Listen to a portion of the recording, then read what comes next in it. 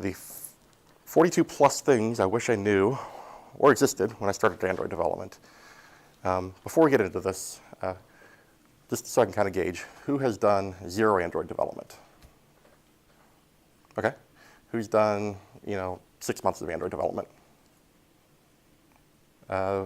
2, 3 years of Android development?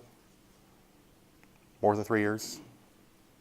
Okay, so we have an equal distribution of experiences, so that's good. Who am I? I've been doing Android development for about the last 6 years. I currently am a co-founder at a company that all we do is mobile development, and all I've been doing for the last 6 years is basically Android development. So I'm one of the organizers here, and I got a wife and 2 kids, and I like pizza and bourbon and barbecue and beer and all those fun things, and I don't sleep a whole lot, so that makes a lot of other things very interesting too. Kind of the game plan for tonight. I'd like to talk a little bit about, kind of what some goals and expectations are, what I'm hoping that everyone leaves with tonight. We'll go over the 42 plus things that I think are kind of useful, and then we'll have a discussion around this. So why do I want to give this talk? Over the last 6 years, people, occasionally come up and ask, hey, where can I go find this? Or hey, this sucks. How are you doing it that it doesn't suck? Where do you go and you find these resources when you need to, or when you run into this issue? Things like that. A lot of this just kind of turns into tribal knowledge, and it shouldn't be. So I'm hoping to take some of that and turn it into hopefully less than 50 slides, and hopefully everyone can leave with a few extra tricks. I've made I've shipped a lot of very stupid bugs to production. I'm happy to share those war stories, and so that way you don't have to do the same. I'll talk a little bit more at one of them. 100,000 people. Yeah, bad. And then I've got some opinions on how you can, be most successful when you're doing Android development, and to a certain degree, just software development in general. It's not a comprehensive list of everything I know. It's not far from it. Some of the things on here might seem obvious, depending on where you're at with your expertise. I promise you that they aren't for everyone. So as you're kind of going over, it's like, okay, I've seen this, I've seen this, I've seen this. It's like, okay, but someone else hasn't. So just kind of bear with me. And then I want this to be a discussion. As you think about, where you're at, on your journey with learning Android, if there are things that you found really useful, kind of save those at the end and share them with everyone else. I think that'll help make this a lot more interesting. Sound good? Cool. Can everyone hear me fine? Okay, good. What? Thanks, Michael.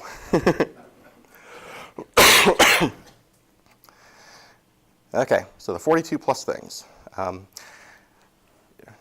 didn't want to have a completely random list of things, so I kind of tried to break them down into a few different categories. Some of them are just, kind of core things to being a developer, an Android developer, the things that you have to have. So we'll talk about some of those. Some of them are just if you want to be smart about the way you're doing things, here's some things to do. I talked a little bit about the war stories, the how do you not ship, this stupid bug to 100,000 people. Everyone likes apps that look good. Who is a designer in here? One hand. Okay, 2 hands. So there's a lot of opportunity for the developers in here to create better looking apps, and there's a lot of great resources around how to do that. There's a lot of lessons learned around app marketing and how to, once you actually have an app, how do you get people to, use it? And then just a lot of resources for how do you stay up to date with everything, because it's moved so fast. So that's a kind of a long list. So let's dig into this. Developer tools. Who has used the Android emulator in here before? Who thinks it is brutally slow? Keep your hand up, Bert. Okay. I can almost promise you that the reason it's brutally slow is because there's a tool called Haxum. It's a hardware acceleration tool that you don't have installed or configured right, or in your case, the hardware just didn't support it. For the people who raised their hand and said it's slow, does it feel a lot like this? Oh.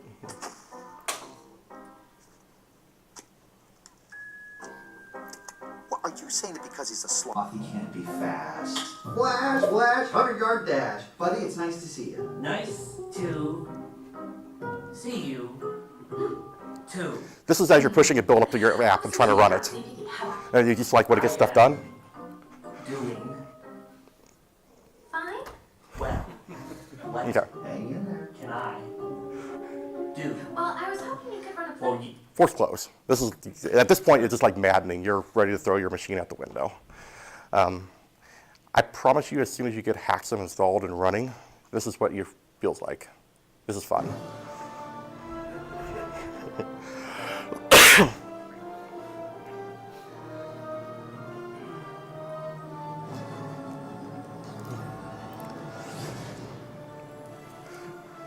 Who wants to go warp speed? Okay. Please spend the time, if you're doing Android development, to make sure that your emulator is running fast. It will save you hours and hours of frustration. I think that the newer tooling does a pretty good job of making sure it gets installed automatically for you. If you're running Windows or Linux, there may be a BIOS setting you have to turn on to enable the virtualization flags, but yeah, if you're doing Android development, make sure you've got this going. So now you're doing the Android development. At some point, you're going to want to test on a real device. Going out and getting the latest Nexus phones or the Samsung exploding phones can be kind of cost prohibitive, especially when you think about, okay, now you got Samsung and Motorola and LG and HTC and I need big phones and small phones and new phones and old phones, and the permutations just gets cost prohibitive. If you're getting new stuff all the time, don't get new phones. There's a site called swappa.com that is fantastic for finding used devices. If you know a specific model you're looking for, you type it in there, and the device will come up with something, say, hey, I've got this device, a few scratches, a few dents and dings, and you hit buy, and it's there in like 2 days. It's amazing. A lot of people just forget about eBay as a great place to find devices too. I don't know how many times people will say, hey, where can I go get this? And I'm like, let me go on eBay and see if I can find it. And I'm like, really? That's your magic? Like, yeah, that's all there is to the wizardry. Who would have thought that Kroger is a good place to go get phones? Okay, so two people. This is a $20 phone from Kroger. It is a fantastic phone. I had the receipt 10 minutes ago and then I threw it away because I wasn't thinking ahead, but this is a cool pad. Eric got me kind of introduced to these. He's got, I think, a stack or a small cluster of them, but $20. And it's actually a pretty fantastic device. So if you're looking to do development actually on hardware, the barrier to entry is pretty low. So we'll give this away as a door prize tonight too. So if you saw my closet at work, you would understand why I don't need more devices.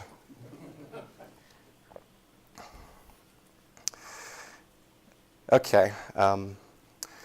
So as you're building up your Android apps, you don't want to be doing the same thing over and over. I mean, there's the same problems you run into. It's like, okay, I need to make this network call to go get something off of this other server. People have solved this problem and figured out how to do really good, how to do this really well. They've turned them into libraries for all kinds of things. Kind of the go-to source for finding good Android libraries I found is Android Arsenal, or just go to Square's website. They've got a long list of them too, but they're all listed up here too. Yeah, don't try to fight it. If you think that it's like, man, someone has already done this or should have already done this, they probably have. As you're looking at apps and wondering, okay, how did they build that? Go to their about screen. Most of them have, like a software licenses thing that says, here's, all the different tools that we had to use because they had some Apache license in it that says that they have to also mention that they were used this library or whatever. All the Google apps do it. Facebook does it. So if you kind of want to see what's under the covers, that's a kind of an interesting way of going and finding that. Who's done that before? Okay, handful of people. Cool.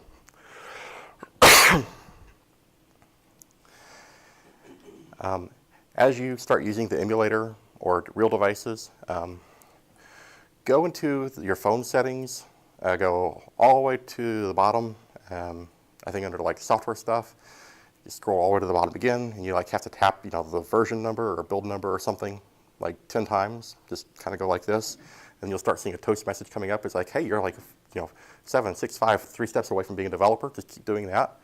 Then you unlock like a whole new menu of fun things that can make your phone look crazy. The first one is showing layout bounds. As you're developing UIs on your screen, you start adding margins in here and paddings here, and you want to see kind of what's where, how things are lining up. What this will do is it'll kind of like an overlay to your screen. Say, okay, this view that I thought was taking up this little bit of space is actually this big. So it kind of lets you see beyond things a little bit. The other one I would say you should turn on is that don't keep activities around. That'll uncover a whole new set of bugs you didn't realize you had. It's really good if you're going from one screen to the next. What it'll do is it'll kill off this screen. And then if this screen has some state you stored or that was important to you, and you come back, if you didn't do everything right, the state is all gone. And now it's like, okay, now what do I do now? So it'll help identify those pretty quickly. And it's just one checkbox to turn on, and you start finding things faster.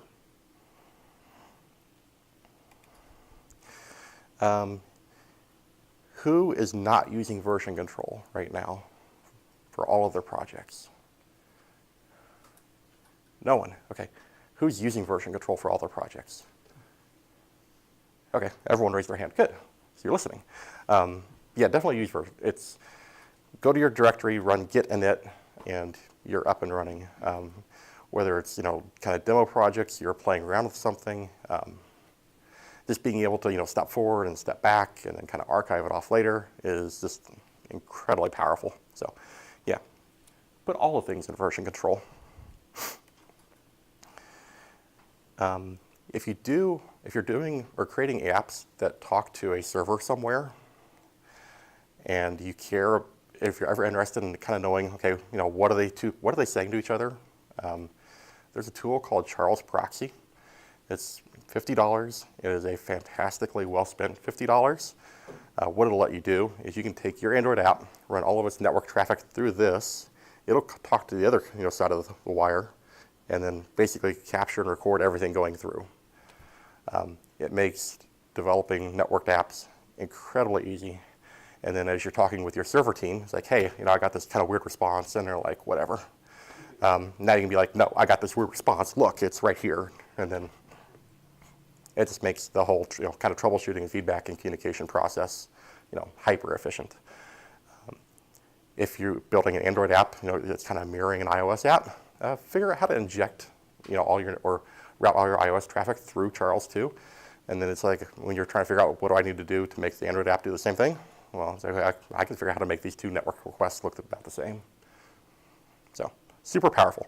Out of all the tools I've kind of talked about, this one I think is one of the most powerful ones, and one of them that I use kind of the most often.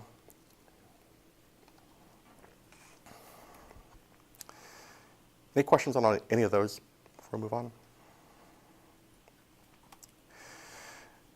Who has heard of Lint? And it's not a tool specific just to Android, but okay. So Lint tools are kind of just they're a static analysis tool or an analysis tool. They'll go through and look at your project structure and kind of find opportunities for improvements or things where you're doing things kind of dangerously. Android has one that you can run through Android Studio or run it from the command line. It generates this giant report of things that'll make you feel terrible about yourself. Then you start looking at them, it's like, okay, these aren't really so bad. Learn how to, run lint, learn how to read the report, and then learn how to kind of, shuffle through the noise. It's the, if you're not going to be internationalizing your app, you don't need to worry so much about the, okay, I don't need to have my left to right translations backwards. It's like, okay, I can suppress this one for right now.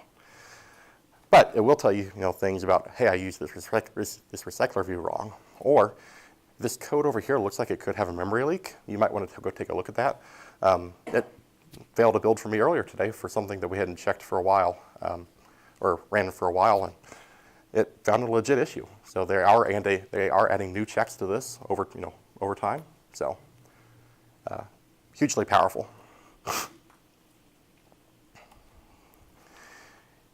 Who has run into Android's 64,000 method limit before? And who hated their life that day? Yes. So the way Android, files are packaged up, you can only reference 64,000 methods. And when you start pulling in libraries and Google support libraries and Google Play services, you get there really, really fast. And then what happens is you try to run your app after making some innocuous change, and then it's just like some cryptic error message is like it's like, okay, so now what? There's a way around it now called multidex. It's a pretty pain-free way of getting through it. I was hesitant around it for a while. I fought it. It's like, okay, I'm going to keep my app under 64,000 methods. And then I kind of gave up that battle. And it's like, I've just got to ship stuff. So multidex and move on. It's not a battle worth fighting. It's not a battle that you will win in the long run. It's a noble cause, but just, multidex and move on. That doesn't mean pull in the world. Be cautious. Be cognizant about what you're doing. But don't. If you're fighting it all the time, just multidex and move on. That's days of advice. So, what does multidex actually do? So what multidex does behind the scenes is, as part of the build process, it'll go and split up, all of these other references inside your app into different files, and then when your application starts up, it'll knows how to load those in differently. So kind of a divide and conquer with a little extra shim. It does increase your application startup time a little bit as it loads in the extra stuff, but. As a beginner, do you recommend starting here or waiting until you hit the limit? Wait until you hit the limit, just so that way you're kind of aware of where you're at.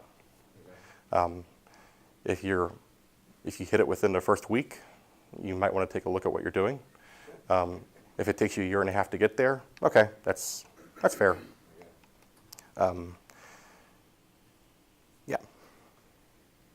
Cool. There's a lot of ways to build Android apps, and everyone has an opinion on it. Not all of them are wrong. Not all of them are right. Don't be afraid to deviate from what Google says an Android app should look like. There's a lot of really good patterns. Think about kind of what your goals are and what you're wanting to accomplish, and kind of work towards that. On the flip side, there's nothing wrong with the way Google builds their applications, despite what other people in the community will say. If you want to see a perfectly good application, go look at the Google I/O source code that they release every year. It kind of follows their best practices for what they think a traditional Android app should look like. They don't pull in a whole lot of extra libraries or a whole lot of extra patterns. They don't necessarily accomplish the same goals that I would go after, but don't kind of find yourself locked into one camp for how you need to build something. Does that kind of make sense?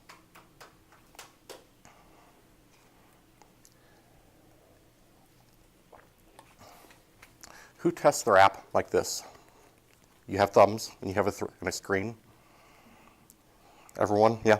Okay. Write down kind of the steps you take when you're testing your app.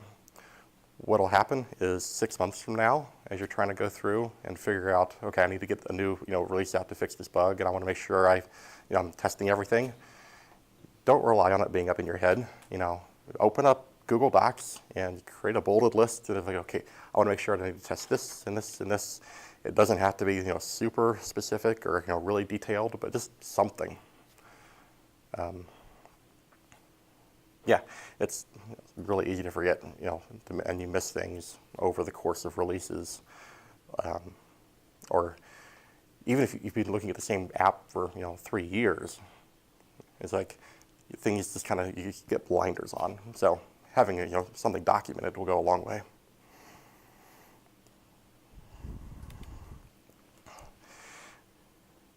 Whose app has never crashed? Excellent. Okay, there are tools called crash reporters you can add to your app. My favorite one is a thing called Crashlytics. It's free to add to your app, and it takes like 5 minutes. What will happen is that anytime your app crashes in the hands of one of your customers, it automatically gets reported back up to their dashboard, and you get an email at whatever time of the day that says, hey, we ran into this app crash. And it'll give you the stack trace, and you can go and figure out what happened, where, and when, and it lets you respond to issues very quickly. It gives you tons of insight into why something may have happened. Crashlytics will tell you, what the device orientation was, what model it was, what OS version it was. You can add additional logging in there so you can kind of see what user it was. Insanely powerful, and help you keep the quality of your app up really high. And again, it takes 5 minutes to pull it in. And they've literally made the developer documentation say, you do this, you do this, you do this, you're done. And it's free. I like free stuff. There's some other ones. I think Google Analytics may have had something in the past. I don't know if they still do. Firebase has crash reporting built into it now. I think it's still in beta. It doesn't necessarily meet all the requirements I want yet, but it's free too. So, any questions on any of those? Am I going too fast, too slow? Okay.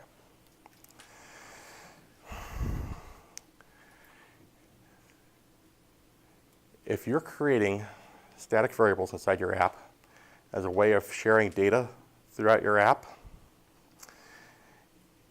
you're going to find yourself in a world of hurt very shortly. So the code up here that I have, if you've got 2 activities and you're hoping to share some message between them or whatever, and you've got them as this static variable up here, yeah, don't do that. A few years ago, we helped a client work through some of their issues with this application, and the entire app was all static variables all over the place. Yeah, Adam's shaking his head. Yep, this was an entire knotted spaghetti code. Takes forever to kind of tease apart and to turn into something manageable. They would had one variable over here to be updated in one spot, and then something else is updating over here, and you're like, how the hell did this change? Learn how to communicate data between the different components of an Android app. They've got a lot of good examples of how to do that on the developer site. Not this. So, yeah, every time you create one of these things, a kitten will die. I'm not saying that not all kittens should, be around, but just be aware of when you're killing your kittens. As I'm kind of going through and doing code reviews for people, this is always kind of the first thing that kind of sticks out in my head that just kind of makes me twitch. So this will lead to certain mess.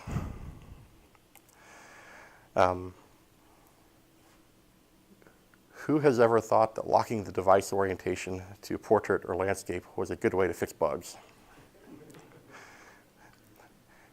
I promise you that you've run across it on Stack Overflow. It's like, oh yeah, just add this one thing to the manifest, and it'll keep your screen locked in portrait, and you won't run into it anymore. It doesn't. It's like putting a Band-Aid on, a big gaping wound. It'll make the bleeding stop a little bit, but you still got a bigger issue. learn how to correctly manage state across Android lifecycle events, not orientation events. An orientation event is a subset of a lifecycle event. As you rotate your phone from portrait to landscape, what happens is Android will actually go and kill the previous activity and create a whole new one. So you've got to pass in a whole bunch of new state into this new thing.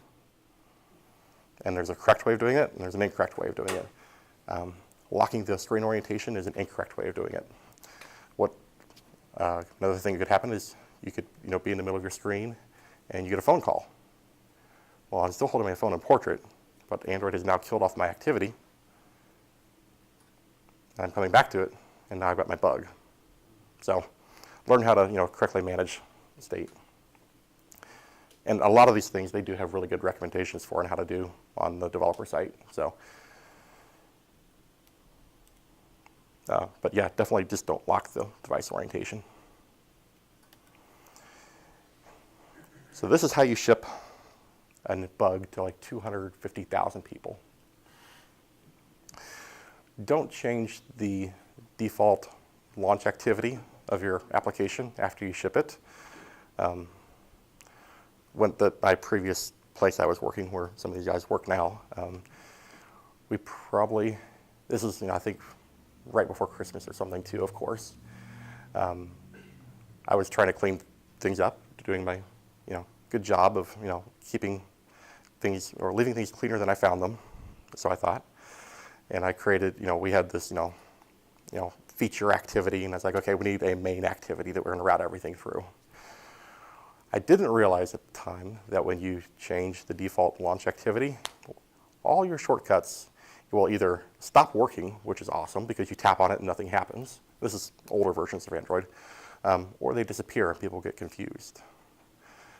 So when you create your app for the first time, create a launch activity, a main activity, just something that you can always feel comfortable routing things through, or sending people to, and then don't change it ever again. You can also create an activity alias in your manifest that will help with that too, because you can kind of point it to wherever you want. But yeah, don't ship that to 250,000 people.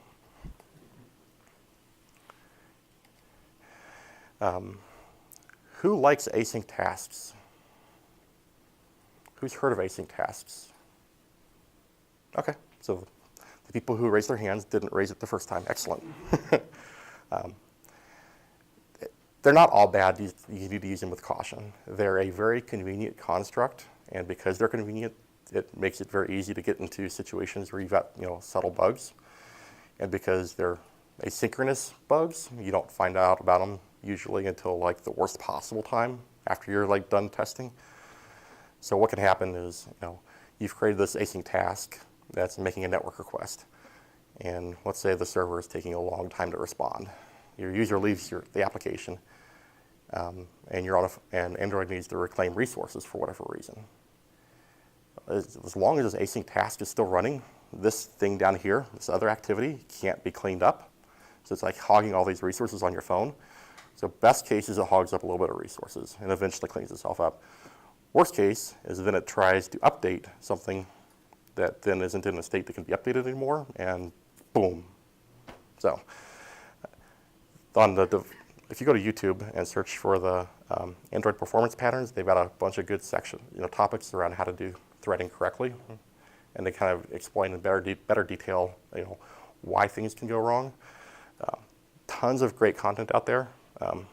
Definitely recommend going and checking it out. But I can say that I've had 0 crashes due to async tasks since I've stopped using async tasks. I said that correctly. So, use them with caution. They're easy to use, but dangerous.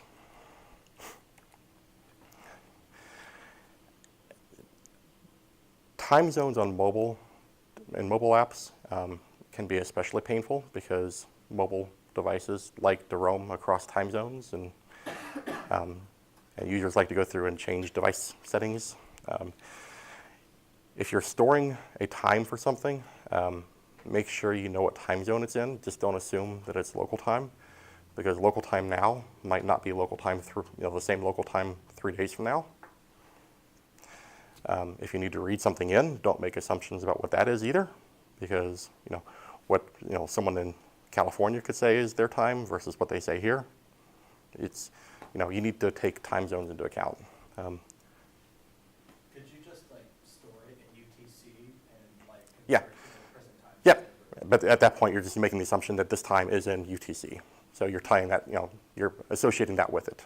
But if you're talking with a remote host or a remote API, you'd want to know that, okay, the times that you're sending back are UTC time.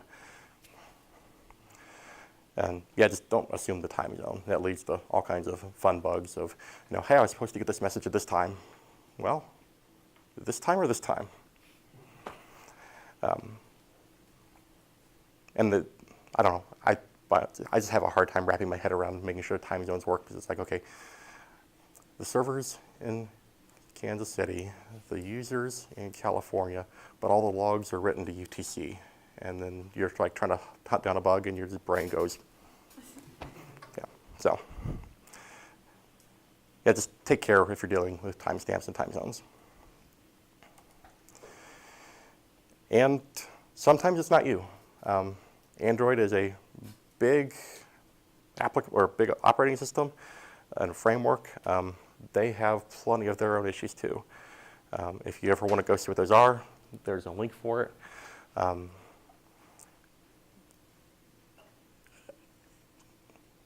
There's a handful of times I've actually just kind of given up. It's like, okay, this it's not working. It's should be working correctly. You go out here and you look, and it's just you find out there's 40 other people running into the same issue. So yeah, it's not always you. Sometimes it's the tools. Any questions on those? Okay, so how do you make your apps look great for all but the two of us people in here that do design? Who has looked at the material design guidelines that Google's offered? Okay, about half the people in here. It's a fantastic site for if you want to see how to build web applications, Android applications, or mobile applications that kind of look like modern Android applications following the material design guideline. Tons of great content out there, and they're adding new stuff all the time. You don't have to read it into like the super detail of this has to have 2 pixels padding on the left side and 5 pixels on the top, and it has to be this shade of gray in this state. It's just kind of getting an idea of what's out there so that way you can go reference it when you need it is really useful. They also have a really good design site on the developer site, and that's new from the last 2 or 3 years. Lots of great resources around there about what type of user experience you should have inside your app. What does the button in the top left do versus the button on the bottom left, or on the Samsung devices at the bottom right. I think I don't know. They put them in different places. Yeah, just really lots of good content out there. So if you haven't, I list this one up here because I know lots of developers who go out here just for development stuff, but they never look at the design stuff too. So, who has icons in their app? Yeah, I bet everyone. Who is good at finding icons or drawing their own icons? Pick one. Material design icons is a great place to go and get a big collection of icons that kind of fit most needs. It's not going to cover everything, but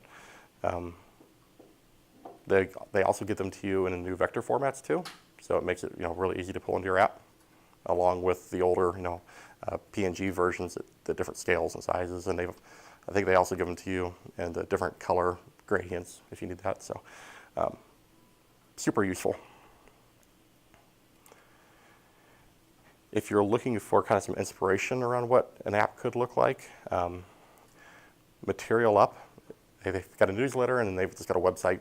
It's just a collection of concepts that people have put together around what an Android app could look like, including what some of the new material animations that look really cool. And it's like, I don't know how I'd build this, but it looks nice. Dribble is another great place to kind of see how people are or designers are thinking about how apps should look and look nice.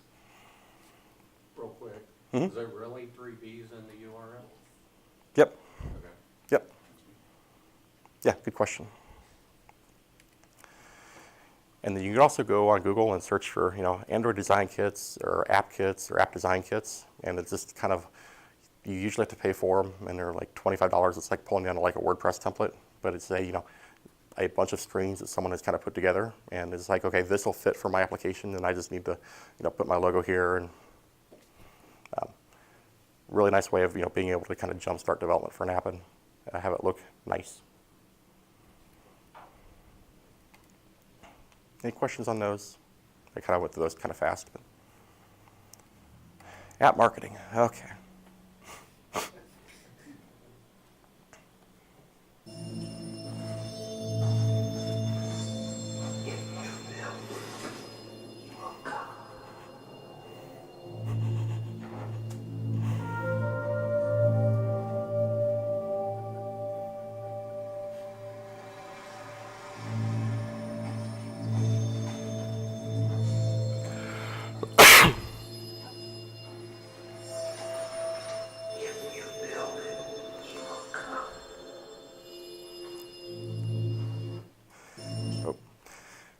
So I mentioned earlier I'm kind of an insomniac, so all kinds of interesting things start happening at 2 in the morning. You get this crazy idea for this cool app, and somewhere in the back of your head you're like, if I build this, people will download it. It's kind of like, if you build it, they will come. Now, big fat lie. You're going to have to spend some time and effort doing marketing. Early on in the App Store, and when Google Play was around, and there were like, less than 1 million apps, sure, you might stand a chance. Now, no. You're going to have to do a little bit of extra effort to get people to go through and download your app. I am not a marketing person, so I'm not going to try to pretend I can help you with that. These are the things that I found that are kind of useful that you can do today. Let's see. There are lots of free analytics tools you can add into your app to see how people are using it. You may have built this, really awesome, cool feature that no one is ever going to. Or you might find that the thing that you didn't want people to go find, they're finding it. Google Analytics and Firebase Analytics are, I think the two that come to mind, pretty quickly. They kind of solve the problem in different ways. So, figure out what questions you're going to want to answer, and then what tool is going to best fit that. Crashlytics Beta, which you can get when you install Crashlytics, will give you a different type of answers for different questions. The Google Play Developer Console gives you, stats on, how people are using your app, when they're using it. If you see a, peak, in downloads, why? What did you do? Was it some ad that you ran? Was it some, post that you got featured in? Being able to kind of correlate those back is really useful. Greg? Yeah, Crashlytics also has a new feature called Answers that's very useful too. It has a lot of I meant to say Crashlytics Answers, not Crashlytics Beta. So.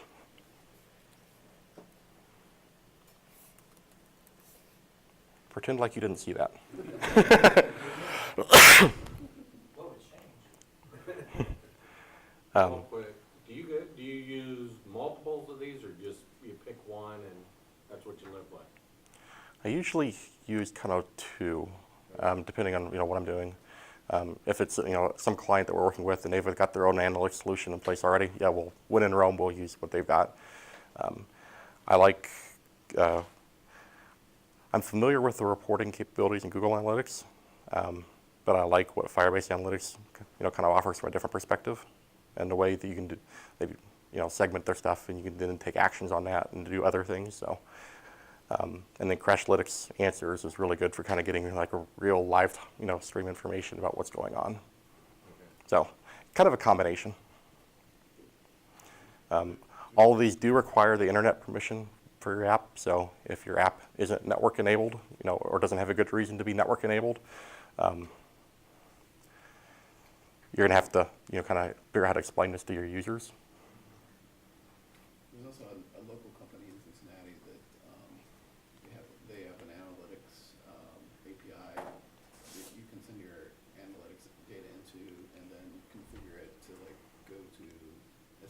different analytic engines as you want, or none, or send some to some, and I can't think of the name of the company, but. Astronomer?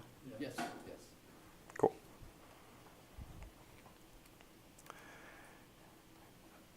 Google Play does give you a lot of really good tools for being able to put your best face forward when a user is looking at your listing on Google Play. They're going to make you take screenshots, so make sure you're taking good screenshots. You have the option of putting together a promo video that you can list with your app, and they have some statistics that show a higher level of engagement and downloads and conversions for listings that do have a video on it. They give you, promo codes that you can give out to people. So if you have a paid app and you want someone to go try it, but you want to reduce that barrier of entry for them to go kind of try it and help us spread the word, you can do that. They let you respond to reviews. So if someone says 1 star, your app sucked, it crashed, you can come out and when you add in the crash reporter, you'll know what happened, go in, fix it, and reply back. It's like, hey, we've got this fixed.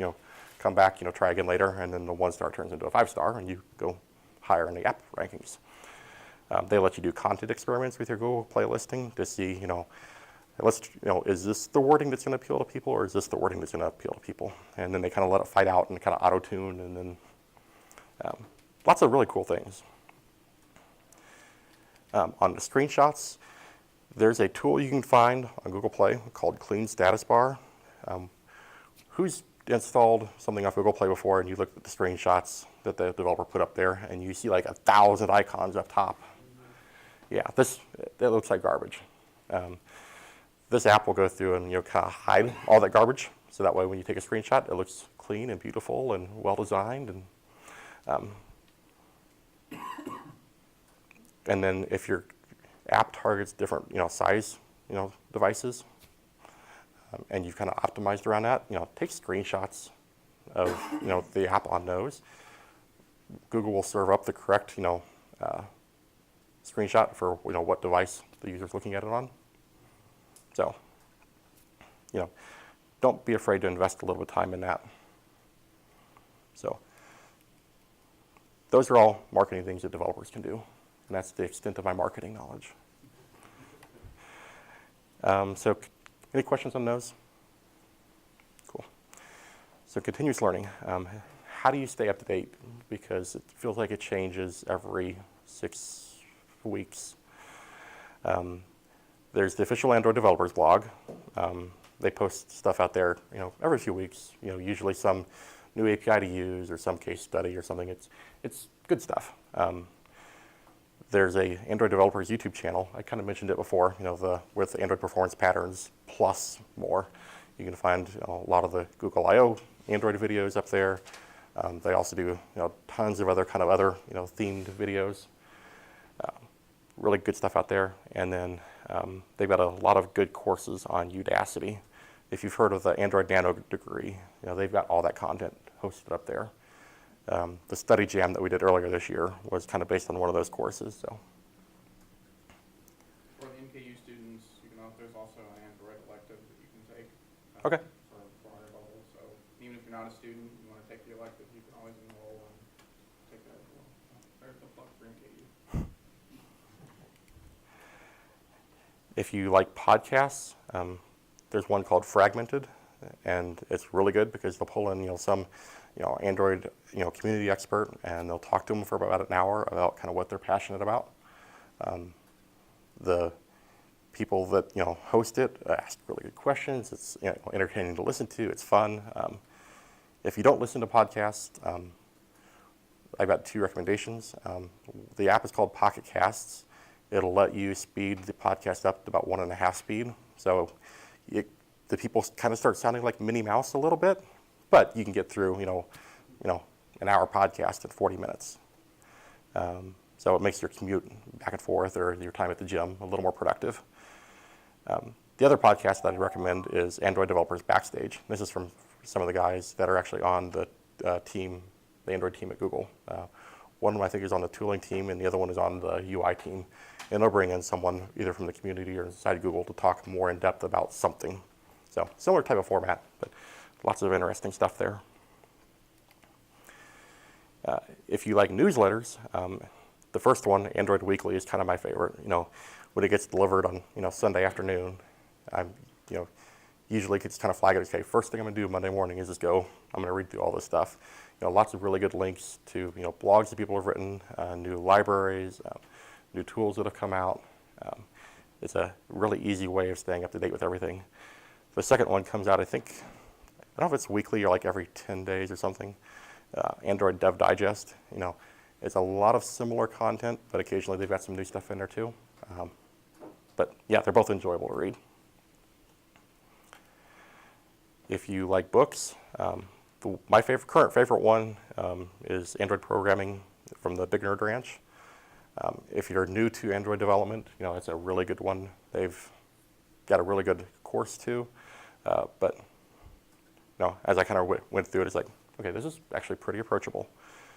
If you get farther into it, there's a book called The Busy Coder's Guide to Android Development, and it's this PDF you can buy, and I don't know how many thousands of pages it's up to, but it stays very up to date with all the latest API changes and everything, and they go pretty in depth with all the APIs. So Mark Murphy does a fantastic job with that.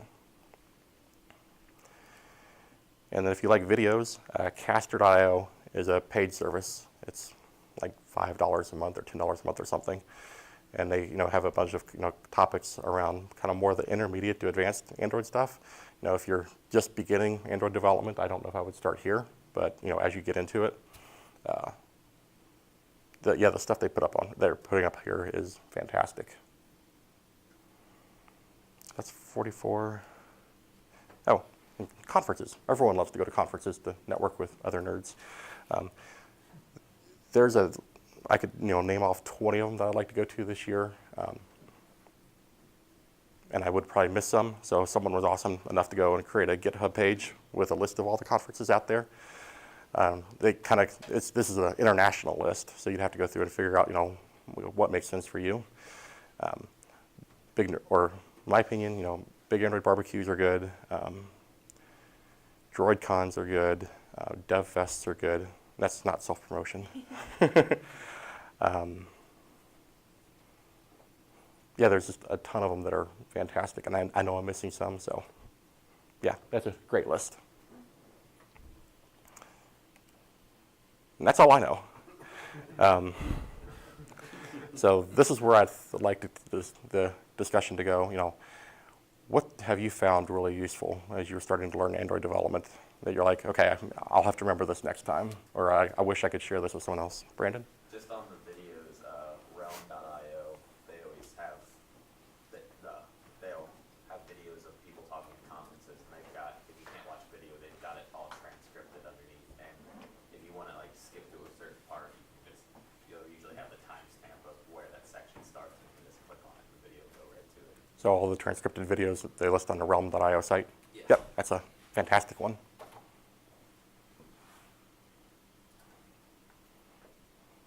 What have other people found that was useful? Coming to getting involved in the local community is good. We're all here, so do that one, but Yep. continue to come and Yep. check out new topics. Yep, so community. Anything else? Everyone's. Do you recommend the Genymotion emulator compared to the Android? I used to pay for the Genymotion emulator, and it was always an expensive time of the year whenever my renewal would come up.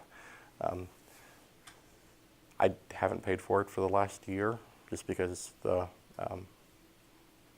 everything with the newer, faster emulators has been pretty fantastic. There's still some things that Genymotion does, but I have a hard time convincing myself to spend that money now. So it's the emulator that Google gives you isn't quite as far along as Genymotion is yet, but at this point, good enough for me. Still a fantastic tool, but just too pricey for me right now. I know they have a non-commercial license you can use if you don't plan on making any money off your apps, I guess. Yeah, and I don't fit in that model anymore, so. Everyone's enjoying just watching the plate get destroyed. It's a really good buy. Yeah. What has everyone else found or anyone else found stuff that was useful as I started learning Android. Nope. Pair programming? Hmm? Pair programming? Just sitting down with another Android developer and just walking through the stuff you're doing? Yep. Because they'll point out something that looks like a zit to them, but you've never even thought of. Yep. Or just the process of being, when you're pair programming, just articulating something through your other, it's, you start talking it through, and you immediately see what the issue was, just using the other half of your brain. Well, if there's nothing else, that's all I had. If you want to contact me, I'm on Google Plus and Twitter and GitHub, and there's my email. If there's something you liked or didn't like about the presentation. Oh, Patrick, is there a way to grab this? There's a couple guys I work with that weren't able to make it. So is this Yep. something? Yeah, I'll post the slides up on Meetup tonight, and then I should have a video, hopefully edited within the week. Cool. Well, if that's it, thank you for coming out. I hope you enjoyed it, and I hope everyone leaves with some new tricks that you can take back and make your process a little bit easier, or your Android development a little bit easier. So, thanks. Cool.